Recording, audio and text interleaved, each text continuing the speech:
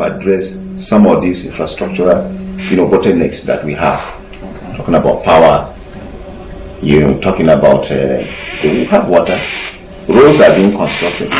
But I think that once we are able to fix power, most of these problems, will be overcome. If you look at Ethiopia, for instance, their GDP has grown amazingly for the last 4 to 5 years. Yes. At almost 10-point-something% per annum. And that's largely because of agriculture. Okay, now, coming back here, the question I want to ask is that, what is the role of NIGERIAN as regards the agricultural sector? What have you been able to do? Have you been able to reach out to farmers, to people, stakeholders in the agri sector? Well, we've been creating a lot of enlightenment campaigns. But if you look at the agricultural value chain, right, government has development finance institutions that we are supposed to play along the same value chain. Okay. Right. For NIGERIAN, we're actually looking at processing the agricultural commodities. Okay. That is our major area. Okay. Those of them that are involved in export, we have to process it. We shouldn't be encouraging export of raw commodities again. But the government has set up we have 3 development finance institutions that we're supposed to play along those lines. You have a farmer, right, that wants to plant. Let me give you an example. Let's take cocoa, for instance. Nigeria is one of the major cocoa producers. Okay. We have a lot of cocoa processing plants. Now, we are not having enough raw cocoa beans to feed our plants. Why? Because our cocoa plantations have aged. And we are not being able to get enough to feed this. The cocoa processors are going to either Ghana or Cote d'Ivoire to get their raw cocoa beans to feed this. Now, what are these 3 institutions supposed to do? What is Bank of Agriculture supposed to do? Bank of Agriculture is supposed to give money for the plantation, for the planting of new plantations. Okay. Bank of Agriculture, Bank of Industry is supposed to give money for importing the processing equipment. And NIGERIAN is supposed to provide the working capital for those of them that are involved in exports.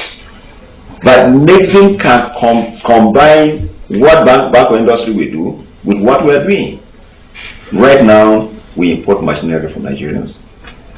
We import raw materials for those industries that require imported raw materials for the purposes of producing an exportable product. So if we have clearly defined rules for the development finance institutions that are set up by the government, this is the kind of thing that we'll be doing. But what we have done as NIGERIAN is that we have gone out there to raise so much awareness, and we have financed so much processing plants within the agricultural value chain. All we are trying to do is that we don't want to export jobs to other people. We don't want to finance raw materials or semi-process. So we are processing here so that the jobs we created here, the opportunities that we have, will be retained in Nigeria. So that is what we have done, and we are giving it as one of our priority sectors. What we are doing in NIGERIAN now, every non-oil sector is supposed to be the responsibility of NIGERIAN that are involved in export. But because we don't have that huge financing backbone, we have limited it to 4 non-oil sectors: manufacturing, agro-processing, that's within agriculture, solid minerals, and then we have the services. Under the services, we are financing hotels that are branded, we are financing transportation, both road, air and sea, we are financing the creative and entertainment industry, and recently we are looking at the medical tourism. These are the sectors that we believe have very high growth potentials to generate jobs for Nigerians and to give us foreign change. And there are some of the sectors that the commercial banks are afraid to go into because of the huge risks But as a DFI, we can go into DIVERSIFY to make it attractive for the commercial banks to also come in and intervene. All right, sir. Now, let's look at the entertainment and creative industry. I know that's very dear to you. Okay, so what has been the achievement so far? What have you achieved in this area? Well, you know, my intervention in the creative and entertainment industry is very funny. I do remember that in 2009, when I was appointed as the MD, the first place that I traveled outside the country was to Zambia, where the Continental Exim Bank, that is African Export Import Bank, organized a trade seminar. So I went. That was in November 2009. So after the opening ceremony, a journalist said, one lady walked up to me. I said, good morning, sir. I said, yes. He said, where are you from? I said, I'm from Nigeria. And the lady just bent down and said, Oga. So I now asked this lady, how do you know, are you going to Nigeria? Say no. I said, if you are not been to Nigeria, how do you know that people like me are addressed as Oga back home? And she told me she's been watching the Nigerian films.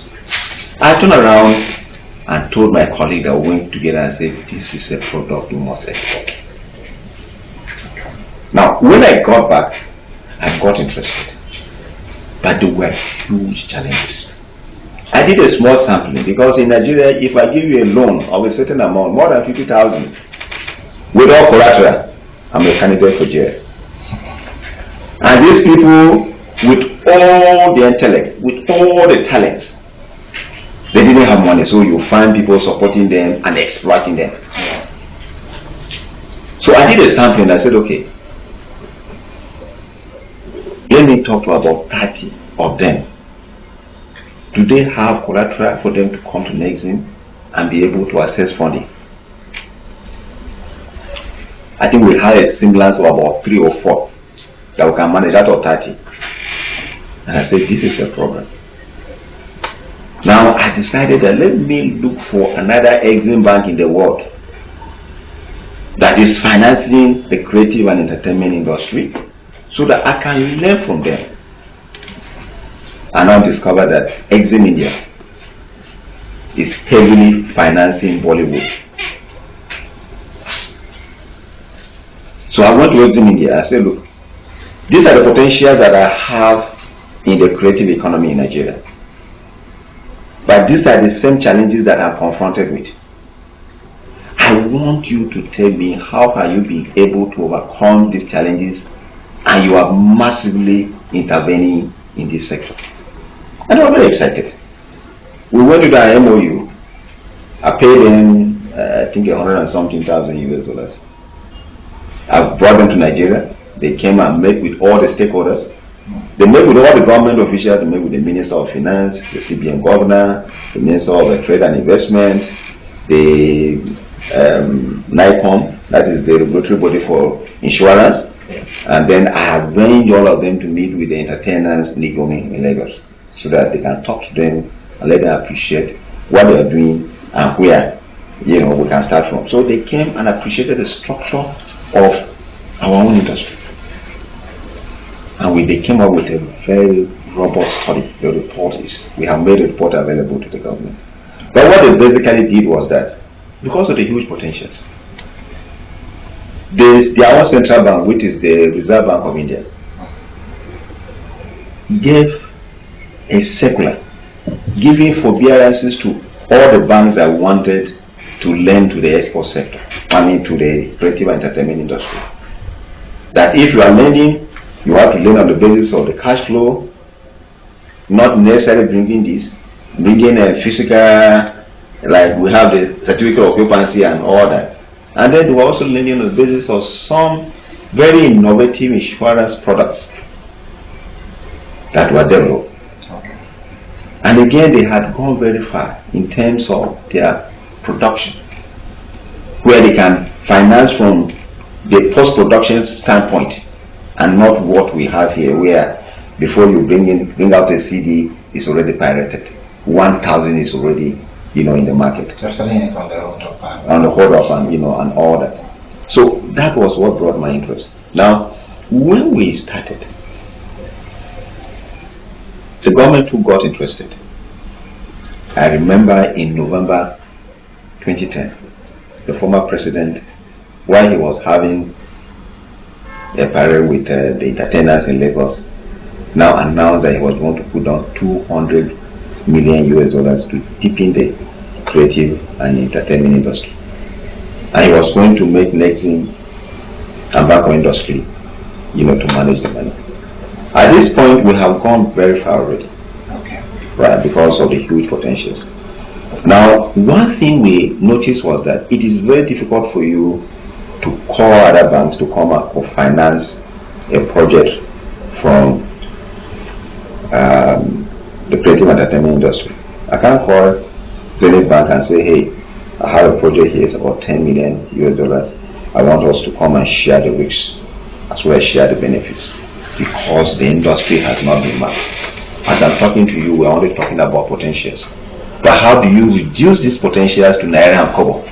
So that when I'm calling the other financial institution, I'm telling you that, look at this, but if we're looking at fashion, these are the numbers. If we're looking at TV, these are the numbers. If we're looking at infrastructural platforms like the cinemas and all these are the numbers. So we decided that let's map the industry so that the industry will operate in a structured manner. We have records. We have these potentials reduced to Naira and Kobo that we can ask banks. Even if we don't ask them, even commercial banks, we look at these documents and begin to finance the industry so that we can create those jobs and then they unleash the talents that we have in our youth. So Nexim now started working with the British Council and some other members. We have started the process of mapping the industry. I think we are done with Kano, we are now with Lagos. Gradually, because the cash outlay is big, so we are doing it, gradually, so that we now have that. But as we speak now, Nexim has been able to give over 1 billion to the creative and entertainment industry. We have two roles that we are playing in the industry: the role of financing, and then the role of building capacity. How do we develop the industry? How do we build capacity? Because they have so much to do, and we'll be able to. That capacity building is we finance a lot of events. We have gone out with them. We have gone to Cannes, Cannes Festival in France, where we have their booth. We have our booth, and then Nigerian entertainers will come there to strike their deals. We have several of that in South Africa, and even here we've been working with some legal firms to see how we can review our intellectual property laws. Because at this point in time, we cannot monetize the intellectual property rights of these entertainers. If you get to a place like the Nigerian Copyright Commission, I'm not sure they have the technology to be able to even register the work of the entertainers. And we can't continue this way.